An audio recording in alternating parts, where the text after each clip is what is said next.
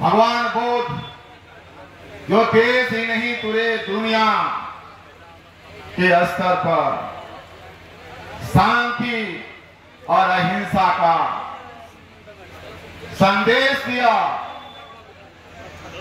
और नफरतवाद जो क्रूरतावाद था उसे अपने संदेशों के माध्यम से शांत करने का काम किया। निश्चित तौर पर मानवतावाद और समता का संदेश भगवान बुद्ध के द्वारा जो प्राप्त हुआ,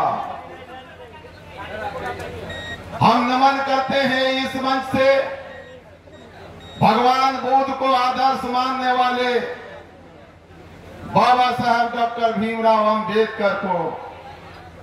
बाबा साहब डॉक्टर भीमराव अंबेडकर जो सामाजिक विषमताएं थी, इंसान को इंसान नहीं माना जाता था, इंसान से नफरत किया जाता था, मानवतावादी धाराएं तार तार हो रही थी। वैसी हालत में हम नमन करना चाहेंगे परम पिता और संविधान के निर्माता बाबा साहब डॉक्टर भीमराव अंबेडकर को, कि भगवान बुद्ध के मार्ग को अपनाया और संविधान के रास्ते भगवान बुद्ध के संदेशों को जन जन तक पहुंचाने का प्रयास किया। हम इस कार्यक्रम के आयोजक साथियों को धन्यवाद देने के साथ साथ आभार प्रकट करना चाहते हैं। यह कार्यक्रम आप उस समय आयोजित किए हैं जब देश के अंदर और राज्य के अंदर नफरतवादियों की टोपी चल रही है। हर जगह जातवाद और धर्मवाद से नफरत फैलाने का काम कर रहे हैं। वैसे हालत में आपने भगवान बुद्ध के संदेशों को ऐतिहासिक धरती जो खास करके सिसवा कोड़ल है, यह संदेश दे रहा है बिहार के और चंपारण के लोगों में कि हमें पहचानना होगा कि हम कौन हैं, हमारे पुरखे कौन थे, हमारे पुरखों का संदेश क्या था, क्या हम उस रास्ते पर चल रहे हैं। अगर भटके हुए हैं तो क्या मेरे पुरखों के संदेश को कौन मानेगा।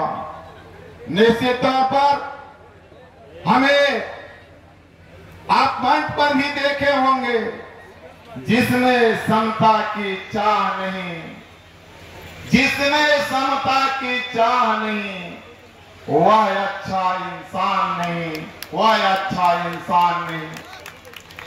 इसलिए साथियों, नफरतवाद कैसे दूर होगा और नफरत को यही नफरत से आप खत्म नहीं कर सकते। कि भगवान बुद्ध का संदेश है।